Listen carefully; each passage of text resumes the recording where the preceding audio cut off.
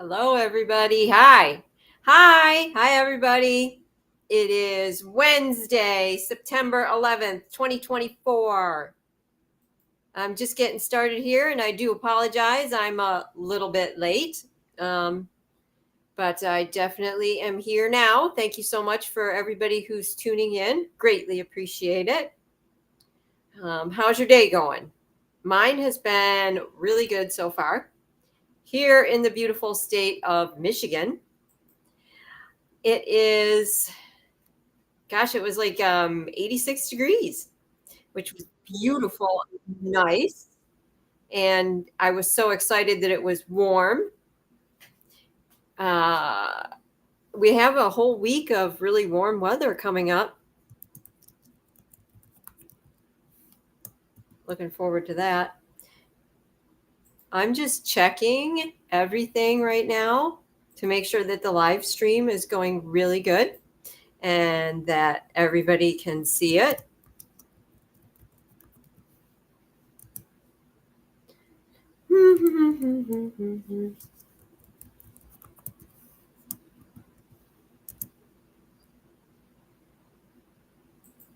All right. Thank you. Thank you for your patience. So, welcome everybody. I'm Chef Val, and my business name is MacroVal, and my website is macroval.com. And I'm coming to you live today from, as I mentioned already, the beautiful state of Michigan. And today I'm going to actually cook during the live video. I'm going to teach you how to make a very simple recipe, but it's really delicious also, boiled vegetables. And I'm going to teach you how to make a quick and easy tofu sauce that you can serve with the vegetables. Anne says hi. Hi, Anne. Thanks for tuning in. Yeah, if you guys tuned in, say hi. Leave a comment, whether you're watching on Facebook or YouTube. Say hi. You can tell me where you're tuned in from. You know, I always like to see where people are from. Of course, I always brag about Michigan because I absolutely love the state I live in, and it is absolutely beautiful. And my favorite place in Michigan is the Upper Peninsula of Michigan. So if you've tuned in to any of my other videos, you've probably heard me talk about the Upper Peninsula. And also if you've attended any of my cooking classes. And so later on in this live video, I'm going to give everybody an update on the Porcupine Mountains and what's going on up there with the proposed mine site. So I'm keeping everybody informed about that also. At the same time, I'm teaching you about healthy, delicious, whole food, right? Anne says Florida. Oh, okay, great. She's down in Florida. I'm sure it's much warmer in Florida than Michigan, although I'm a summer gal and I love summer. So I just absolutely love the warm weather, thoroughly enjoying it for sure. And so even though it's still warm out, which I love, we are in the month of September, which means we're heading into the late summer cooking season, which is called earth energy, or some people call it soil energy, in the 5 transformations of energy. Humidity too in Florida, Anne says. Yeah. So the 5 transformations of energy is an ancient wisdom that a lot of people follow. If you do Qigong or Tai Chi or anything like that, you follow the 5 transformations. In cooking, I use the 5 transformations to keep my body healthy. And I teach a lot about the 5 transformations. I like to teach it. So there's actually 5 different seasons. And right now, we just got out of summer, which is hot, hot summer, right? Which I love. Now we're heading into what's called late summer. Some people call it Indian summer. And again, it's earth energy or soil energy. If you think about the earth, if you think about soil, what does it make you think of? Grounding, steady. You need to like calm down, be grounded, because we just moved out of summer, and summer was what? High, lots of energy, very active, right? So we were going, usually in the summertime, because we want to get outside, we want to enjoy the weather, right? So now we need to kind of stabilize that energy. We need to kind of pull it down. We need to ground ourselves. And that would be the soil or the earth energy phase that we're moving into, which is called late summer. And so I'm going to use squash, one of the signature vegetables of late summer, and sweet potato, another signature vegetable of late summer. And we're going to make boiled vegetables. So this is a dish that is so universal. You can use this recipe in any season, okay? Because at any time you can boil vegetables. In the springtime, you would do a quicker boil and you would do lighter energy vegetables. Now that we're in earth energy, I'm going to do a sweet potato, which is a root vegetable, a little more hardy vegetable, and a squash. And if you have a garden or if you go to your local farmer's market, hopefully they have squash and sweet potatoes available right now because we're really heading into that season. All right. All right. So let me show you here what I'm going to do. Again, during this live video, I'm going to do some cooking. So not just me, talking and everything else. We're going to do some actual cooking. So what I have here is a beautiful butternut squash, right? I already started working on it and it had some blemishes on it. So I took the skin off. Normally you can just leave the skin right on your butternut squash unless it has blemishes. So I took the blemishes off. I did take some of the skin off, not all of it. And I scooped out the seeds. So it's all ready to go. I did pre-chop like about 1.5 cups. For this recipe, we want 3 cups of butternut squash. Now, butternut squash is a very sweet, delicious squash, and the skin is nice and soft, so we can eat the skin. You could also use a delicata squash. Athena, hi, Val from Asheville. Hi, Athena. So glad you tuned in. Athena is one of my regular students. She attends my cooking classes through Zoom because she's in North Carolina and I'm in Michigan. And so Athena has gotten the opportunity to actually cook along with me during the cooking class. She gets the recipes ahead of time and she gets one-on-one interaction with me and the other students. The other students absolutely love when Athena is in the cooking class because they've gotten to know her now, which is so much fun. I have hybrid cooking classes that are both in person and virtual. And then I also have some classes that are just virtual. And the schedule is on macroval.com, which I'll be telling you more about that schedule here in a bit. But I want to get my vegetables cooking, right? So I always put water on my cutting board, fills in the pores of the wood, so the wood doesn't absorb the color and the odor of the vegetable I'm chopping. I always have a wet cutting surface. So like I said, we have 1.5 cups of squash. So now we want to add a little bit to that. We want 3 cups of squash. So I'm going to chop it. And you want to chop it in, I'd say a medium-sized square. Okay? A nice medium-sized square. Squash has a natural sweet flavor to it. And guess what? That is the signature flavor for late summer. Sweet, okay? But not over the top candy bar sweet. We don't want that. We want like vegetable sweet, such as your winter squashes, sweet potato, carrots. Other vegetables that fall in this late summer category are a couple of my favorites, turnip and rutabaga. Love rutabaga. And if you can get organic rutabaga, please go and buy it, okay? Because the organic rutabaga is so much sweeter and so much more flavorful than the big, large conventional one, right? So there's 3 cups of butternut squash that we have chopped. Very good. Now, again, this is a type of cooking method called boiled vegetables. So we have to do a little bit of prep ahead of time over here. So what I have here is I have my pot with water in it, and I have it at a high temperature. You want to bring the water up to a boil, high temperature. That's why it's called boiled vegetables.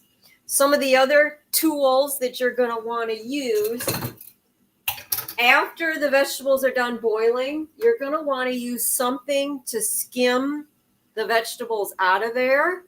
I use this strainer like this, okay, so I can get the vegetables out.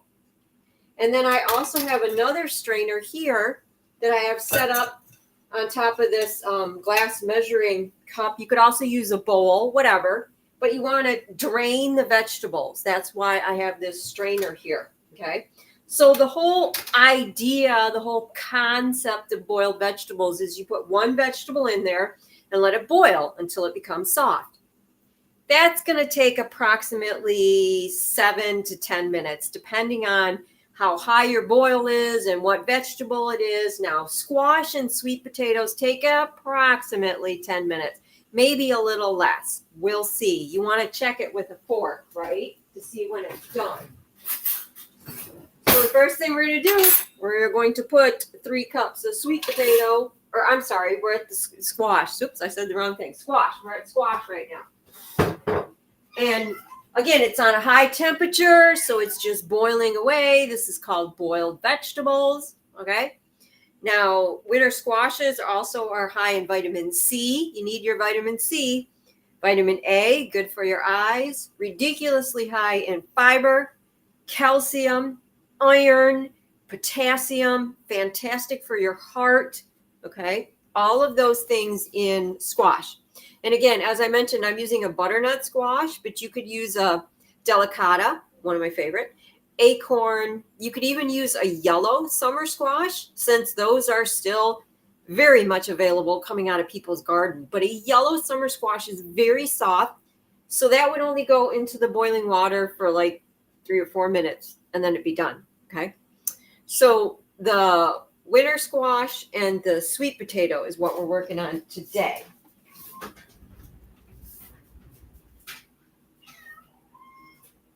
All right, so I have a white sweet potato and I have a orange sweet potato.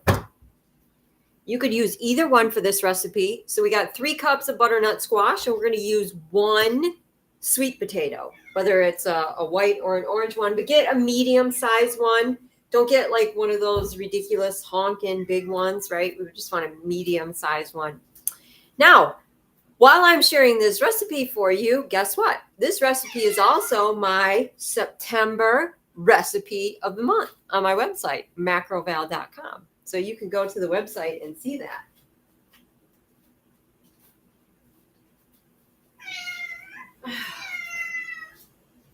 By the way, that cat that you hear meowing in the background is Davy. This is Davy. Hi, Davy.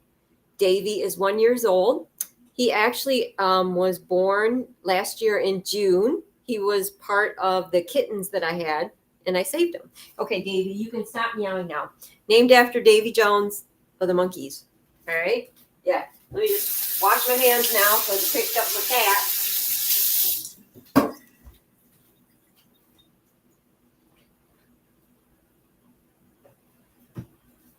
All right, where were we? We were at sweet potatoes. So I got butternut squash boiling. I got the sweet potatoes. We got white or orange. Oh, that's what I was going to do. I was going to show you the recipe. Go to macroval.com. Share screen.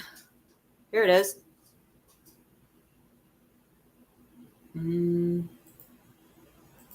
All right, there's the recipe of the month. So every month I post a recipe of the month. Here we are, boiled squash and sweet potatoes with the tofu sauce. 3 cups of butternut squash and 1 sweet potato. And then we're going to make the tofu sauce too here in just a moment. And there's a beautiful picture of it. And then we have archived the rest of the recipes of the month. Now, the recipe of the month is just something I started in 2024. So you can go back and there's 9 recipes now, and I will continue to post a recipe of the month every month. But before that, I was doing food of the month where, I would write an article. So there's a wealth of information here in the archives. If you want information about food, like here's food of the month 2019, tempeh. Do you want to know what tempeh is? Here it is. February, kasha or buckwheat. March, miso. What is miso? And then it goes on and on and on. That's 2019. You could go 2018. We've got soy, quinoa, basil, zucchini, all kinds of information. So just bring to your attention that my website has this recipe of the month, right, for you to enjoy. Stop screen sharing. Okay. Love your cats. Nice to see and hear them, Athena says. Yes, that was Davy. Uh-huh. All right. So squash is boiling. All right. So I'm going to go ahead and do the white sweet potato. But again, you could do a white or an orange. Sweet potatoes, as the name implies, naturally sweet flavor, which is the signature flavor for late summer earth energy cooking right now.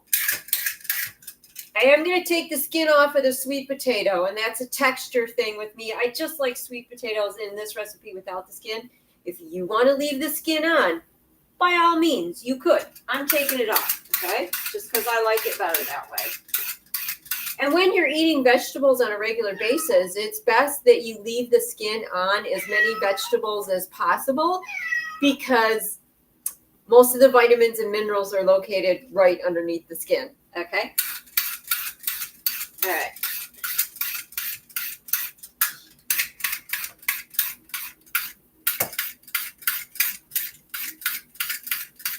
Okay, there's our white sweet potato.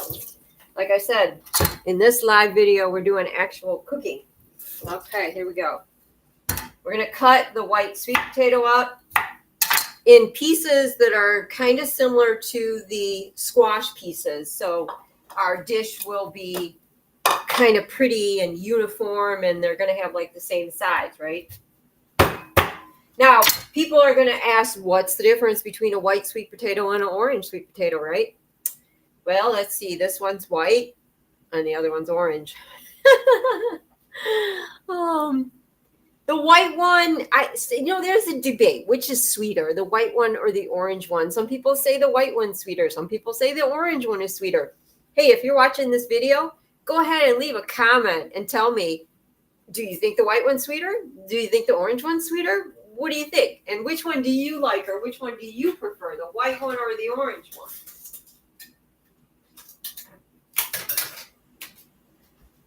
When you're watching a live video like this, whether it's my live video or someone else's live video, we always appreciate your comments, your suggestions, questions. Questions are always fun. I mean, that's why, creators like myself, we do live videos like this so that we can meet you and we can interact with you. Otherwise, we're just like kind of hanging out here, just talking to ourselves, right? And then, if you're not watching this live, if you watch this as, because I'm recording this and this will be on my YouTube channel, right? If you're watching this later on, go ahead and leave a comment or ask a question. I will answer the question. I will see the comment, okay? And that also really helps with the algorithms. You know what those pesky algorithms are?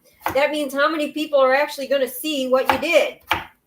And unfortunately, social media is like popularity contest, like from high school.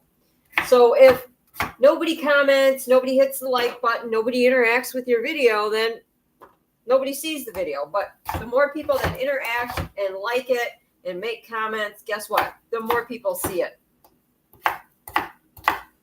which is greatly appreciated. All right, so the white sweet potato is all cut up. There we go.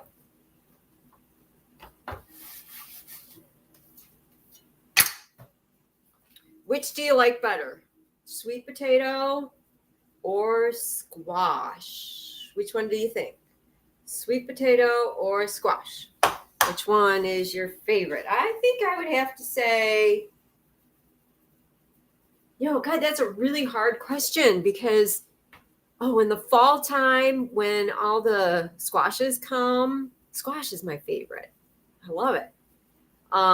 But sweet potato, I use that all year round, even though it is, a fall vegetable. I just adore sweet potatoes. Even in the summertime, you make like a sweet potato salad or something. So.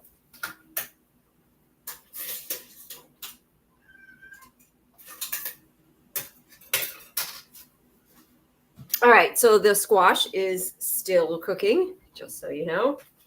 Here we go. Uh,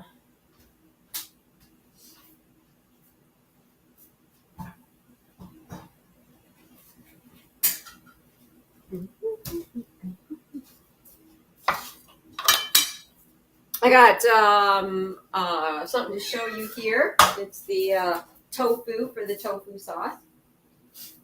And yes, that's Davy meowing in the background. He probably will continue to meow for the rest of the video. All right, we're going to make a tofu sauce to serve with these vegetables. It's really simple. It's an easy one, but it's very flavorful too. Oh, Anne says the orange one. Okay, so Anne likes the orange sweet potato better. Thank you for that answer, Anne. This is a type of tofu called silken tofu. So you find this on the shelf. This is not the one that's in the refrigerator.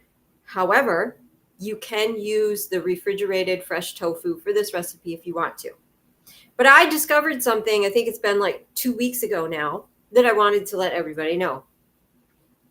You know how companies are always trying to make more money? So sometimes they raise the prices of things. Sometimes they just make the thing you're buying smaller. So I've been buying this silken tofu since I started cooking classes. I've been teaching for 27 years. And the box of tofu has always been 12.3 ounces. Can you see that? All my recipes, when I use a silken tofu, like the chocolate cream pie, one of my best recipes ever, it says start with 1 package of silken tofu, 12.3 ounces, 12.3 ounces, 12.3 ounces, 12.3 ounces. Well, guess what? A couple weeks ago, I bought it, and it is now 10.9 ounces. Can you see that? 10.9 ounces. 10.9 ounces. They made it smaller on us. 12.3 minus 10.9. They took 1 ounce, 1.4 ounces off of the tofu. And do you think they reduced the price? No, they did not. Athena says, usually have the orange and purple sweet potatoes. Guests need to try the white more often to know for sure. Butternut squash is my favorite. Yeah, butternut squash is wonderful. I love the purple sweet potatoes too. I do too, yes.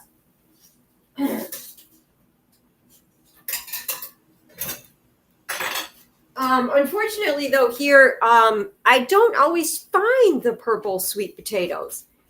In my cooking class, my grilling cooking class, I think it was the one with the asparagus veggie burgers. We made sweet potato fries using the purple ones and the orange ones. They were delicious. So,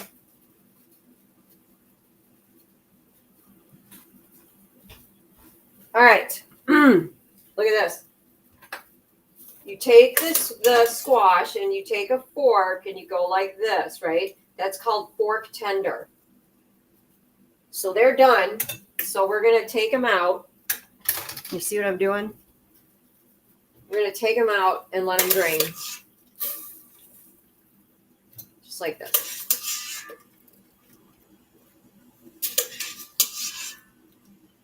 Make sure I get all of them out. All right. Now I'm going to put the white sweet potato in there. The water is boiling right now. I'm keeping it at a boil. And you just scoop the vegetable out. You keep it boiling. You add the next vegetable. That's how you do boiled vegetables, okay?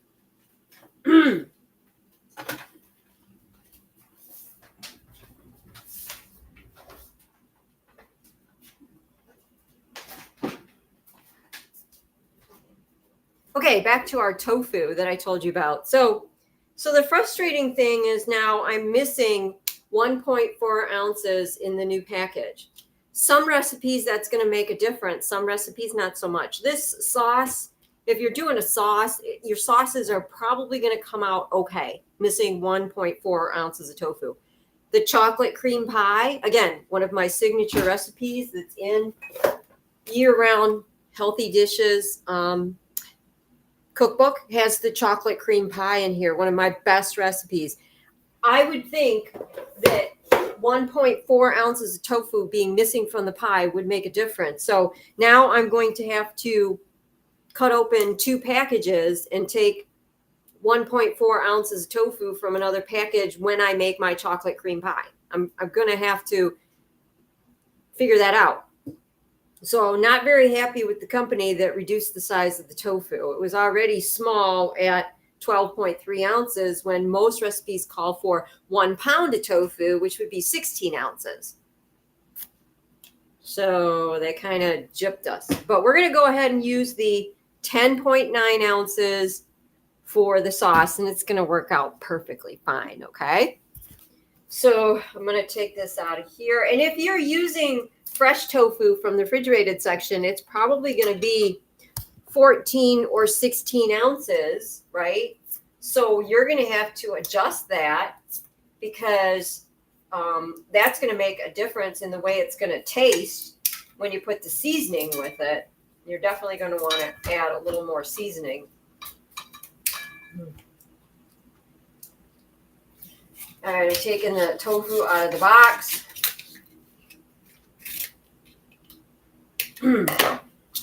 First thing I'm going to do, I'm going to steam the tofu. Get the tofu warm, steam it. That's going to make the sauce, when it's time to serve it, a little bit warm. Not hot, just warm. It's also, when you steam tofu, it helps your digestive tract, makes the tofu a little more digestible for you. So that's another reason why I steam the tofu. I have my steamer pot here. Should be ready to go. Let's see. Yep. So I'm just going to put the tofu in there for, just like 3-4 minutes, less than 5. You just want to get the tofu hot. That's all you're going to do. All right, that's it.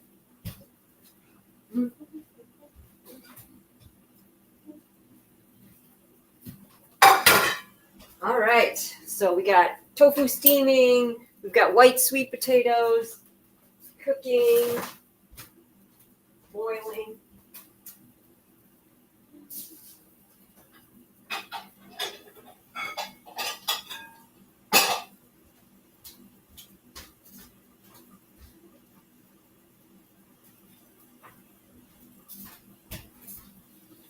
I just went and got a bowl to put the squash and sweet potatoes in when they're done, just so it'll be pretty. Now, let me talk a little bit about this boiled vegetables that we're doing because it's a specific cooking technique. So whenever you're in the kitchen and you're cooking food, you're imparting energy into the food always. Everything is made up of energy. Everything in the universe is made up of energy, whether it's you, your food, the way you cook it, the way you interact. It's all energy, right? Boiled vegetables. We have this beautiful hot water boiling, okay? And when you put the vegetables in there, it slowly cooks the vegetables like evenly. Like the whole vegetable is cooked evenly in hot water. So this is more of a late summer, fall cooking technique, although it's also classified as spring when we want a little bit of heat. Not necessarily a summer way to cook. Again, a summer way would be like blanching vegetables, which would be quick in there. This is boiled vegetables. But it's very good for your digestive tract. It makes the vegetables more digestible, more calming, more peaceful. Okay, so you've got calming, peaceful energy going in you when you eat the boiled vegetables. All right. So the boiled vegetables, it's a little warm by the stove there with all that stuff boiling. So I'm going to move over here, a little cooler for me as I talk and demonstrate. Yeah, that's better. I was by all that boiling water. I was talking about the boiled vegetables, the energy, and the squash and the sweet potatoes, which have the natural sweet flavor, which is associated with late summer, which is the season we're in now, which is earth, soil energy, which is grounding energy. And they have that natural sweet flavor. That natural sweet flavor and those vegetables feed and nurture your spleen, pancreas, and stomach. Spleen, pancreas, and stomach, your digestive organs. the organs that are located in the middle of your body, okay? These organs help you deal with stress. When you get stressed out, the middle of your body kind of goes like this, gets uptight. So when you eat naturally sweet things like winter squashes and sweet potatoes, you're feeding and nurturing your spleen, pancreas, and stomach, helps strengthen your body, okay? So your digestion is better, but also so when you get stresses coming to you during the day, you can handle them because you're like, I'm eating healthy, energetic, calming food. I can handle the stress so much better. So that's what late summer is all about. Grounding, calming, naturally sweet foods, adding a little bit of warmth to our food because we just came off of summer where everything was really cooling. So now we're doing a little bit of warmth. Now, this boiled vegetable recipe, right now, we can eat it while it's warm, right? But what I like to do with my boiled vegetables is I put them in the fridge. And then maybe tomorrow I could take them out of the fridge and I could eat them cold, or I could let them get to room temperature. So it is a warm dish, but you can also eat it in a cooling manner because Indian summer or late summer, we still have hot days like today, but then we also have cool days. Like last weekend here in Michigan, it was like only 60 degrees and it was cool. To me, it felt cold. Other people were saying it was cool. And so it's a transitional time. So we're still eating some summer stuff. We're looking towards the fall. Late summer, it's such a transitional time, okay? But it's a really important energy phase in the 5 transformations of energy to feed and nurture your spleen, pancreas, and stomach, okay? All right. So I think that tofu should be warm. Let's see.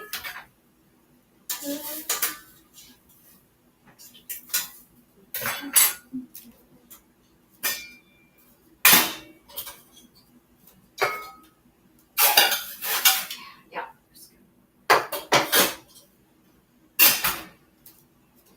All right, the sweet potatoes are not done yet, but here's the steamed tofu. You're going to want a food processor because we're going to puree up this tofu. Let's move some of this stuff out of the way so we have a little more room here.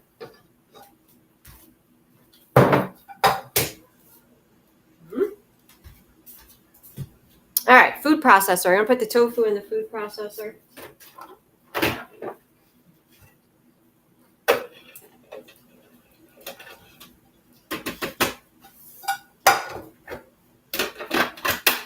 Just pulse it to break the tofu up.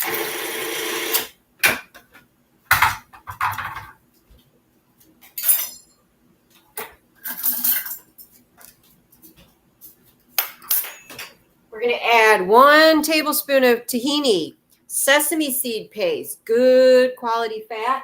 The type of fat your body needs comes from sesame seeds that are high in calcium and iron. It's going to add a lot of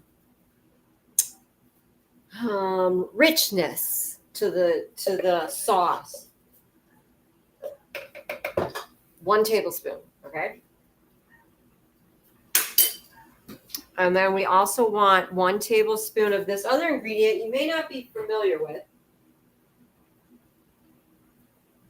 but it's one of my favorite ingredients. It's called ume plum vinegar, okay? It's a salty, pungent, sour vinegar. This is the salty brine that comes off of when they naturally ferment the umeboshi plums, which is a traditional Japanese food that they eat. People eat an umeboshi every single day over in the Orient because it's so good for you. But this is the ume plum vinegar, and it has a salty, pungent, sour flavor. So I like the saltiness of it. Okay. 1 tablespoon of the ume vinegar. And we just want 1/4 teaspoon of sea salt.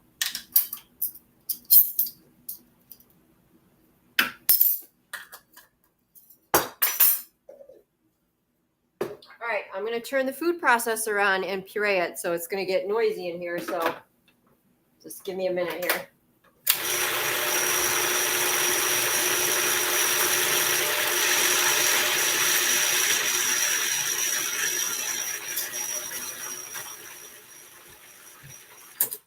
right, scrape down the sides because you've got chunks.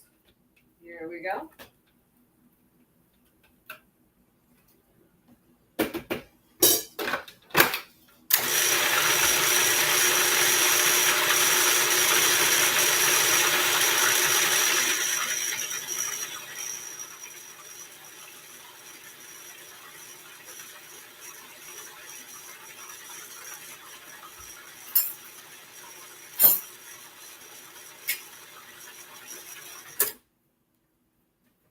Should be done now. All right, let's taste it and see.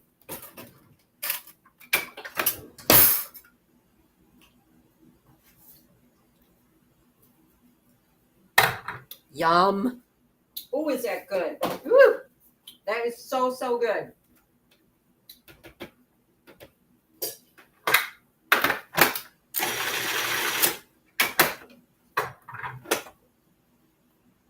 Okay, you could use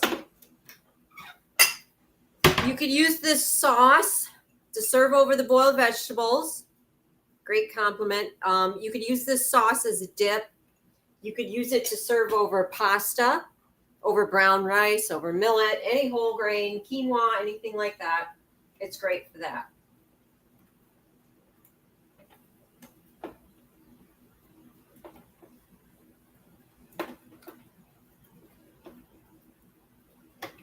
Right now it's warm. So this would be like, you could sit down right now with your boiled vegetables and you'd have a warm dinner, which would be very nice.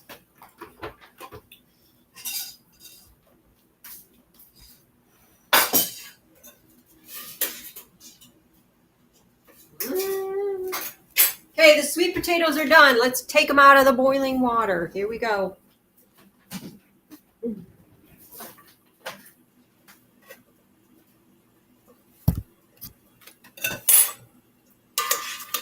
And again, you take some of the sweet potatoes, take a fork, test it, fork tender, good to go. All right, so we've just done 2 vegetables, squash and sweet potato. And that's all you really need to do. 2 vegetables is fine. You could do more. You do the orange sweet potato if you want. Don't go overboard and do like 7 different vegetables like this. That's too much. It's too complicated. I like doing 2 or 3 vegetables.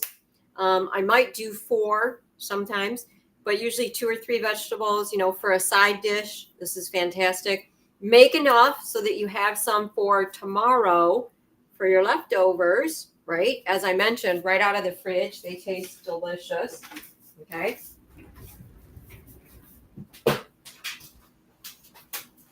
All right, so I have some announcements that I want to share with you before we sit down and eat this dish.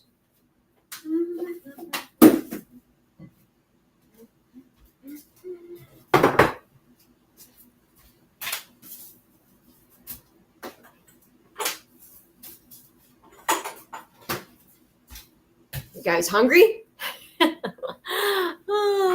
Coming up in October, I have some wonderful cooking classes coming up, all right? On Thursday, October 17th, is a virtual cooking class. So this is for all my students who live in other states or you like to cook in your kitchen. You'll get the recipes ahead of time. You can cook along with me, and then you get to eat the food. It's so delicious. So this class is just virtual. It's not in person. And it's from 6:30 to 8. So it's an hour and a half, hands-on instruction, personal instruction. And I'm going to teach you how to make 2 millet dishes. Millet is the signature whole grain of late summer. Okay? Same category, earth energy. You need that millet. You've got to have that millet. Okay? One of the recipes is the millet salad with lettuce. And it also has arugula. Love arugula, chickpeas, and this one has a vinaigrette dressing. Now, the other salad is what I call, this salad can be eaten either warm or cold. The other one has lettuce in it, so that one's a cold one. This one is millet and chickpeas with green beans and butternut squash. And this one has a tahini dressing with a little bit of lemon juice and tamari. So this one is very filling too. Each one of these dishes is a complete meal upon itself. And in the class, you're going to learn how to make both of them. Okay. Yeah, the class is through Zoom, so it's interactive class. You can ask me all kinds of questions, lots of student participation. So that's October 17th, Thursday. Go to macroval.com to sign up for that cooking class, okay? The other class I have in October, I don't have food to show you. Sorry, but it's earlier in the month. It's Wednesday, October 2nd. This is in person and virtual. So that means if you live in Michigan, where I live, you could come in person. In person, we make the food together, we sit down and we eat the food. But you can also attend through virtual. I hook up through Zoom. These classes are a little bit longer and there's more recipes. It's from 6 to 9, so it's a 3-hour class. And I'm going to do Mid-Eastern. Yep, we're going Mid-Eastern. Hummus, whipped garlic, and quinoa tabbouleh. And we put them all together and I make a roll-up, a wrap with all 3 of them, okay? Now, I know you're thinking, well, I make hummus all the time, so, whatever. My hummus is a little bit different. Everybody's hummus is different. I don't use olive oil in my hummus. It's so it's less fat.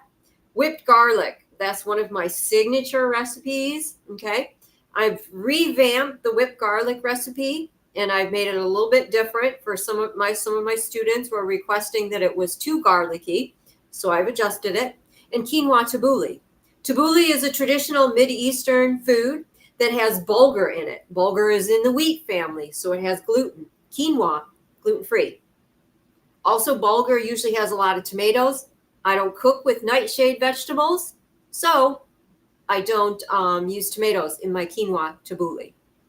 Athena says, yes, been extra hungry lately with the change of season, taking your next cooking classing. Looking forward. Thank you. Thank you, Athena. Greatly appreciate that. Yeah, go to macroval.com, sign up for those cooking classes. Like I said, we got these 2 millet dishes here.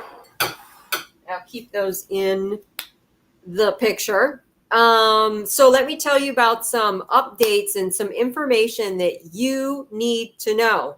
Okay. Protect the porkies. So this is near and dear to my heart, the Upper Peninsula of Michigan. If you have been following my videos and my Substack blog, you would know about this. They are proposing to put a mine site right next to the Porcupine Mountains. The Porcupine Mountains is this beautiful state park here in Michigan, and it was voted the most beautiful state park in the whole United States in 2023. That's how beautiful it is. It's miles and miles of untamed wilderness and beautiful landscapes and old growth forests and waters and lakes and streams. And it's right on Lake Michigan. It's just gloriously beautiful there. I've camped there many times. Well, they want to put a mine right next to it. So a year ago, I kind of found out about this and I've been telling everybody. And there's this wonderful man named Tom who created a website called Protect the Porkies. And he has been educating everybody about what's been going on. He didn't get any money for this, by the way. He created this website because he wants to stop this mine from going in. There's a petition on the website. You need to go to this website. Let me screen share here. Let's see, where is it? Here it is. This is Protect the Porkies website. Please go to this website. And you'll find out all the information you need to know. Lake Superior and Presque Isle River at risk. Here we go. Introducing the copper mine waste mine. See, the majority of what they're going to dig out from the earth is going to be waste, not copper, because all the copper has been taken out of the Upper Peninsula of Michigan way back in the 1800s. Here is the beautiful Porcupine Mountains. See where it is? Here is where they want to put the mine. Right next to it, right next to Lake Superior.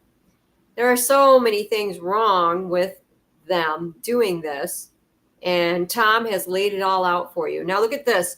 This weekend on September 14th, they're doing this Gitchigumi walk. Lake Superior is also called Gitchigumi by the native people up there. And so this proposed mine site is also on native land. And so Tom has put together this water walk, which unfortunately I'm not going to be up there this weekend, so I can't go to it, which is unfortunate. I'm trying to figure out. Here it is. Here's the page for it that you can all go to. Saturday, September 14th, 2024. This is so incredibly awesome. They have these Native American tribes that are going to walk along the shore of Lake Michigan. They're going to walk this trail here, which is going to walk right by the proposed mine site.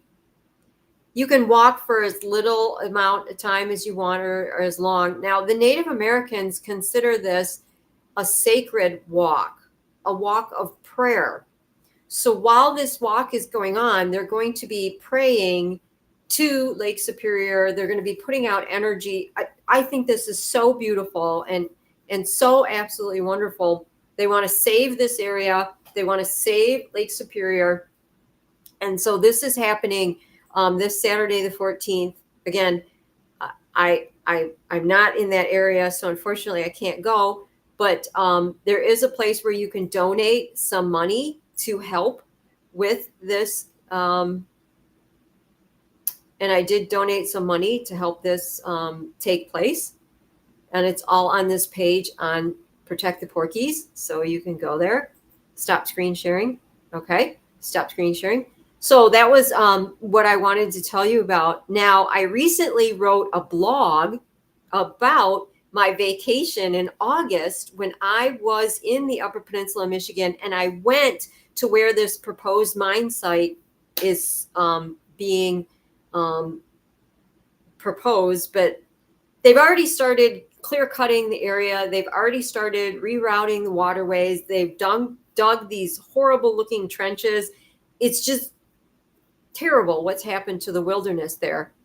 Let me share screen. This is my Substack blog. If you are not subscribed yet, please subscribe to my Substack blog.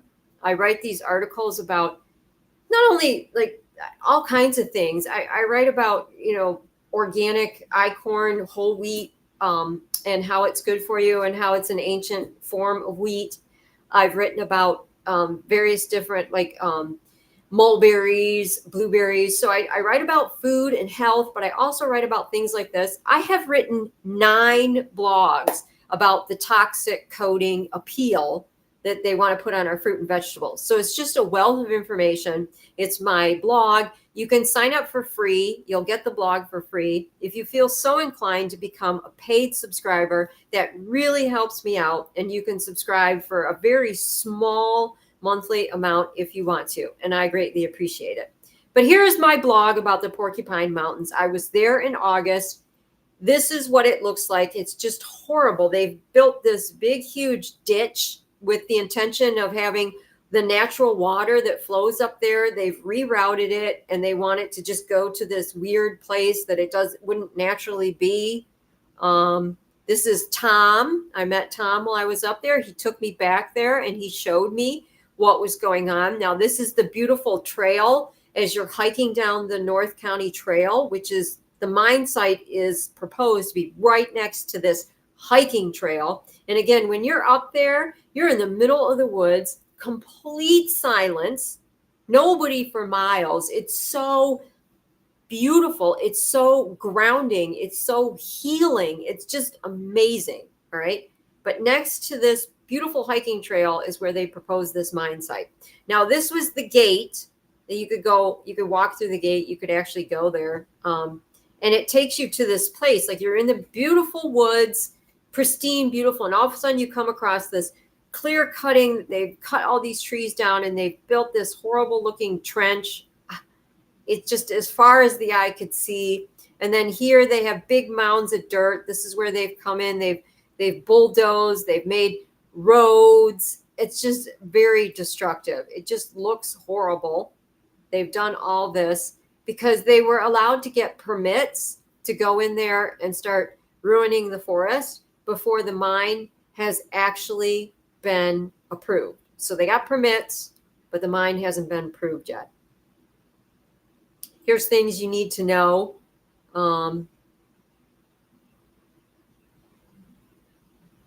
There has never been a metallic sulfide mine which did not contaminate local water. And this is set to be right next to Lake Superior.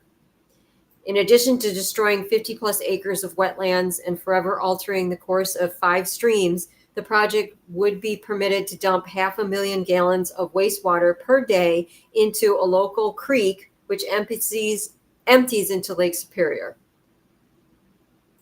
How about that? It also would be lit up like a casino all night long. So this is where one of those dark sky parks is, where you can see the stars and it's so beautiful. Well, that'll all be ruined if there's lights there 24/7. Already, Highland Copper has clear-cut hundreds of acres of so-called secondary forest to prepare for the Copperwood mine. Again, hasn't been approved yet, but there's nothing secondary about the importance of such woods. In addition to existing for their own sake and providing homes for countless organisms, forests, which is allowed to mature, become a barrier against wildfires. The proposed mine site would be right next to the North Country Hiking Trail, a cornerstone of Northwood's natural heritage. The historic North Country Hiking Trail stretches 4,800 miles from North Dakota to Vermont. It is the longest of all natural hiking trails. Yes, this mine site would be right next to it. Because Copperwood ore grade is only 1.5%, nearly all of what comes out of the ground would be stored as on-site waste forever in tailings disposal facilities measuring 244 football fields in area and 171 feet in height, 20 times taller than the Statue of Liberty. Did you hear that? 20 times taller than the Statue of Liberty, the piles of waste rock that they're going to take up. What can you do? Sign this petition right here saying that you don't want this to happen. Follow and sign up for their newsletter to get updates about what's going on. You can buy stickers, you can print flyers, you can hand them out. You can subscribe to their YouTube channel. They have great videos, okay? Also this Gitchy Goomy water walk that I told you about, right? All right, so that is the update on the Porcupine Mountains. I always give you an update. It's just absolutely beautiful up there. And even if you don't live in Michigan, this is just a beautiful state park that needs to be preserved. Okay, what else information can I share with you? Moms Across America. Everybody should go and subscribe to Moms Across America, get their emails, because they keep you updated about organic food. I have been teaching about organic food for 27 years. It's what I advocate all the time. Organic, organic, organic, organic. Okay. Moms Across America just told us that the FDA has approved genetically modified wheat. Yes, I know maybe you thought you were eating genetically modified wheat in the past, but you weren't. Okay, the wheat that you were eating was altered in the 1950s, and I wrote a Substack blog all about it. It tells you the history of it. So the wheat was changed; it was not genetically modified. Well, the FDA just recently approved to be able to start putting genetically modified wheat into our food products here in America. Other countries won't accept genetically modified wheat. They won't accept it. So Moms Across America, here's their website. They do food testing. They did a test on gluten-free foods, which was interesting. Let me see here. Action. There should be a petition. Their most recent petition is to stop genetically modified wheat. See, I get their newsletter, and it was It was in their newsletter. See, because I'm trying to find where that petition is for you to sign.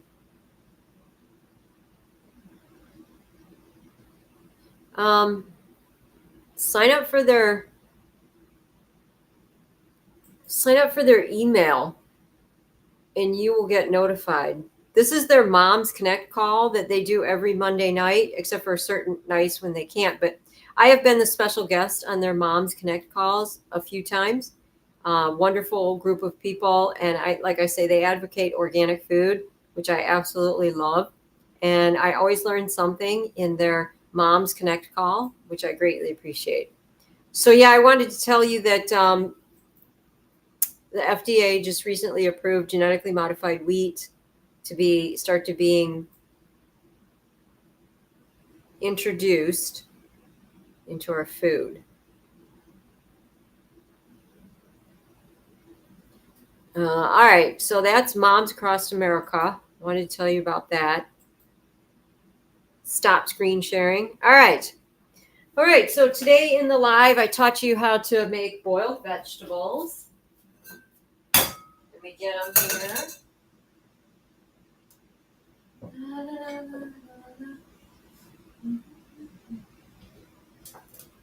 You guys ready to eat? We got some boiled vegetables. We have squash and sweet potato. Thank you, Val, so much for your advocacy. Really appreciate all the information, Athena says. You're welcome, Athena. Here is the squash and white sweet potato. Let's try.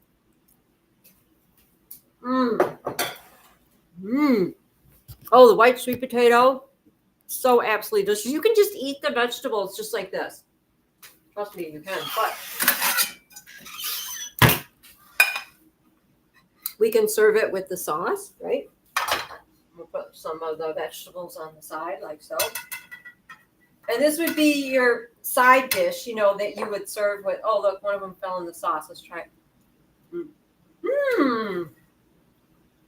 Wow. Oh, wow. That sauce really does it. But this would be your side dish. You would serve your main course grain dish.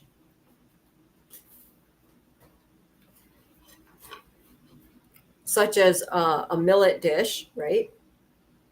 Here's the vegetables. Here is the beautiful dip. Oh, it's really good. Finger food, if you got kids, they probably would like the finger food. Oh, that is so good.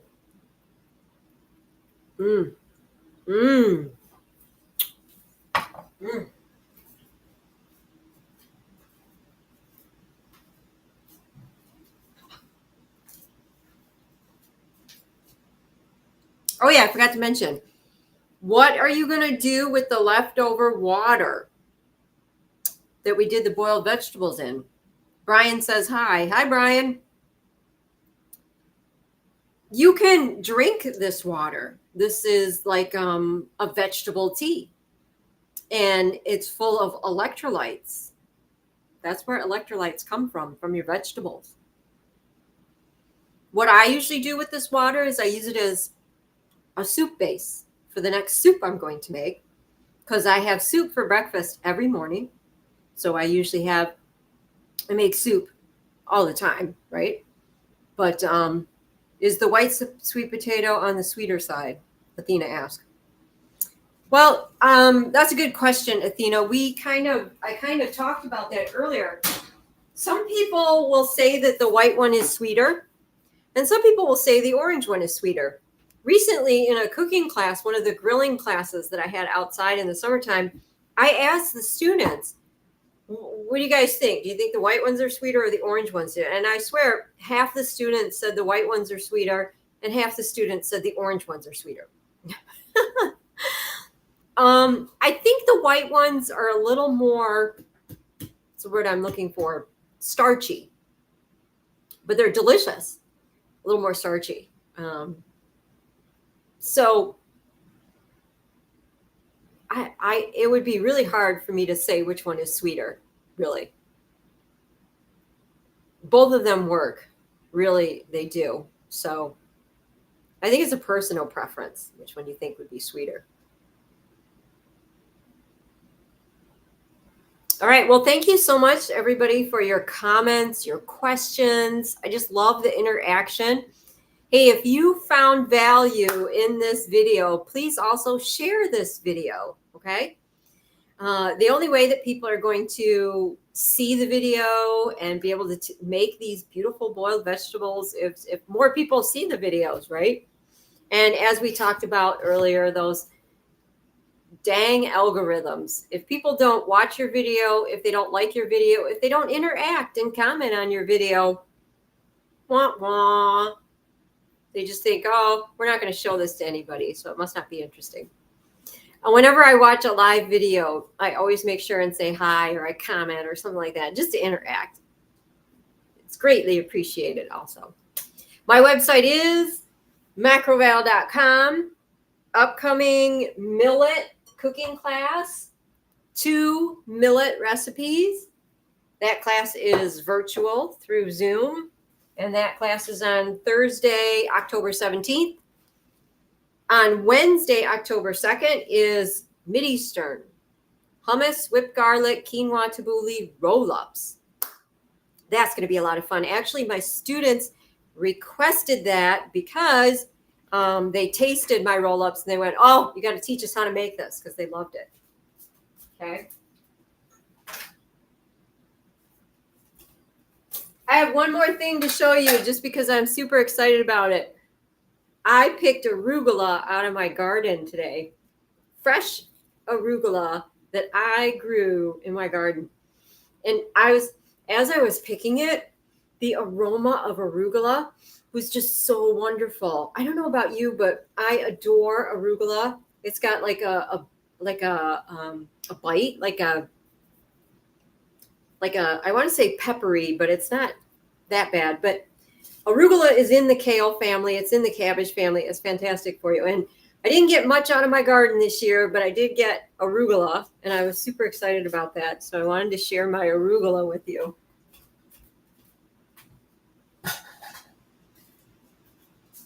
All right. Well, thank you so much. Greatly appreciate it. And also, too, this is my YouTube channel. If you could hit the subscribe button, that would be fantastic. I try and come and do a live at least twice a month like this. So make sure you watch on my YouTube channel. And also, if you subscribe to my newsletter on my website, my newsletter tells you when I'm going to go live and tells you all my upcoming cooking classes. Okay. So let's stay in contact. Thank you so much for tuning in and being live with me. Thank you. I appreciate it. And for now, get in the kitchen and cook healthy.